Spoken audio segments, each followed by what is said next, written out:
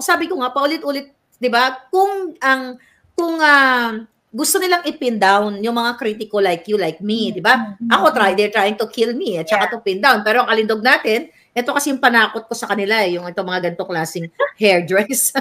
Oo. Bumaba. Hindi ka lang may hindi ka na may puting ahas, marami ka ng daga. I know. Yung so, daga, pero, may mabubuwit. May mabubuwit pa. Pero sa seryosong usapan, dun mo talaga makikita, mga kababayan, bakit wala, July na, August, September, October, November, undas na. Wala pa rin talaga silang statement. Sabi ko nga, yung sinabi mo, kung gusto nila maghanap ng butas o maghanap ng taong ipin down na nagsasalita na si Marcos Jr. ay addictus, ikaw yun di ba? Kasi kung gumagawa-gawa ka lang ng kwento na nonsense or what, my God, that is libelous, that is defamatory. Yes. Pero, until now, ni isang salita, ni isang word, walang sinasabi si Bangag. Ngumingiwi pa rin hanggang ngayon. Kaya sis, ang ganti nila is to form that TUWAD committee. Di ba? Yung TUWAD committee na yan. Diversion. Basically, diversion, they're not really facing the problem. Yes, kaya naman talagang dapat. Ano kasi yan sis yung white powdery substance na kanilang issue, it's just tip of an ice, di ba? Parang maraming mabubuksan pang iba. Maraming madadamay. Maraming malalaman ng tao na kung sino-sino at kung sino nakakaalam pa na alam nila at kasamahan pa nila. Madalas kasama pa sila, di ba? Na gumagawa nito. Sabi ko nga, di ba, sa mga cabinet secretary meron di ba? Yes. Napag-usapan natin yan. Diba? Kaya takot sila na magsasalta sila, baka yung iceberg matunaw lahat. Matunaw lahat, sister. At talagang, manginig. Ngayon pa lang nanginginig, nawala si Sisterette. Narinig niyo ba ako palangga? Mukhang ginugurgur na naman ang aking sister. Can you hear me good, mga darling? So, ang ating sister, sige, habang siya ginugurgur, enjoy niyo muna ang aking headband. Alright? Watching from Turkey, mayroong taga-Turkey. Watching from Fresno, California. Joseph Omar, Apolinar, thank you palangga. Ayan. Malapit na Pasko. You want to join? Mag-party tayo. Okay. Si Felizardo Simoy. So, nawala na naman aking sister. Tignan muna natin siya. Okay, balik natin siya ng bonggang-bongga. Nawala ang alindog niya. So, tignan natin. Nawala. Babalik siya. Sabi ko sa inyo, nagpapadala ng jammer yan si Lisa. Kapag pansin nyo, pag pulburon pinag-uusapan, nawawala si Cathy, ginugurgur. Kasi, alam din ako nasaan nakatira si Cathy. Nagpapadala yan sa'yo ng jammer. Mga inayupak na yan. Kinakat ang iyong wifi connection. Hay, nako. Ginurgur na naman. Watching from Reno, Nevada, sabi ni Tim Taste. Ayan. Alright. Tamsi pala. Tim Taste. Ayan. Ginurgur ka na. Pinadalang ka na naman ng jammer ni Lisa. Actually, may ginawa ako. Alam mo, gusto ko yan sis kasi may bait nga kami. Diba? Actually, detect na natin yung mga hacker, lalo yung nangahack na SAS, inaalam na natin lahat yan, akala nila sila lang. I know, akala nila sila lang ang makapangyarihan. Oo, diba? Pero sister, ako na rin yung mga kababayan ko, yung mga komento ko, kulang na nga lang, lunukin ko sila ng buo ngayong Halloween di ba? Ako nasisip-sip ng dugo nila para. Anyway, what is your thought about dito kay Colonel Grijaldo? Si Colonel Grijaldo na talagang nag-expose na siya ay inudyukan, pinilit o pilit na i-bribe or somehow i-bribe dahil sinabi ni Abante na 4 years ka pa pala, pwede ka pa maging general.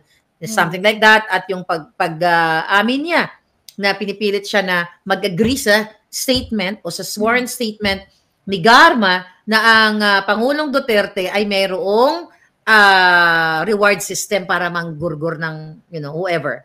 Yeah. Ako, sis, I really like ang taas ng tingin ko sa kanya. Kasi alam ko na ang hirap ng gagawin niya. Kasi like, parang tayo na... Colonel Grijaldo, kay Colonel Grijaldo na para gawin niya to. It's either yung kanyang yung mga higher ranking dyan sa kanyang kinalalagyan sa PNP, right? Yes. So, may possibility for sure, kinausap na din siya. Pero ako lang, sana dyan din sa Philippine National Police, protektahan nyo ang inyong uniforme. Protektahan nyo rin si Colonel Grijaldo. Kasi siya actually ang nagtaas ng inyong moral. Moral again. You know, Yeah. it's not easy. Kita mo, 'di ba? Parang inano nang pinatawag siya ng NBI ba? Parang may kasong Yes, oo. inaano sa Well, kanya. sabi ko nga kanina, na inuutusan ni Satanas yung mga mga kapwa niya Satanas na halongkatin yung mga records na kung pwedeng hanapan ng butas o i-fabricate. Kung walang makita, tamnan ng kaso. Mando ni Satanas yan. Pahanapan ng butas, pag walang makita, tamnan ng kaso. Yan ngayon ang nararanasan ng ating kawawang Colonel Hector Grijaldo. Sis, yan yung sinasabi natin na may mga pulis na tiwali. Ako minumura ko lahat ng mga yan. Pero may mga pulis na mga matitino. So yun yung punto natin doon, sister. So talagang grabe ang nararanasan itong mga kapulisan na ito. Ikaw, marami kang mga kaibigan ng mga uniform personnel. Ikaw yung unang makakaramdam kasi nakakausap mo sila diretso eh. Yeah, alam mo sis, na-demoralize na. And yung ginagawa ng gobyernong ito, nila Liza, nila whoever is there, akala nila yung pangbubuli nila is natatakot ang tao. Remember, they have honor. 'Di ba? Parang yung mga yan, pinag-aralan nila yan, narating nila, napunta sila dyan sa posisyon na meron sila, nagkaroon sila ng uniforme, ang military and mga kapulisan, because pinagpagura nila yan. So, alam mo, wag nang nilang pipikunin, na alam ko, pikon na, di ba? So, do not push their button, kasi hindi nyo rin gugustuhin. And ako, nananawagan din ho ako dun sa mga binubuli nila, na inuutusan nila ng hindi maganda, lumabas din ho kayo para ma-back upan din nyo si Colonel Giraldo at malaman ng mamamayang Pilipino ang mga kabalbalan at kababuyang ginagawa nila sa inyo. Kasi alam nyo, dapat nga hindi kayo nagsisilbi sa kanila pag ganyan eh. Kasi ang pera at tax ng mamamayang Pilipino nagbabayad sa kanila to sit there. Tapos sila pa yung mambubuli sa inyo. Alam niyo po yun, hindi ho tama. Itaas ninyo ang inyong moral. That's true, kasi kawawa lagi mga, ang problema kasi sis, ang pamunuan ng PNP at AFP, yung mga tiwali dyan, talagang kiss ass talaga. Talagang, sabi ko nga, dumidila talaga ka sa kipaylabom ni Lisa para sa pera at para sa power. So, pues, sorry for my, for my French, I always speak French here, yung mga jutang ginimes na French ko, di ba? So yan talaga ang dapat, it's long overdue na eh.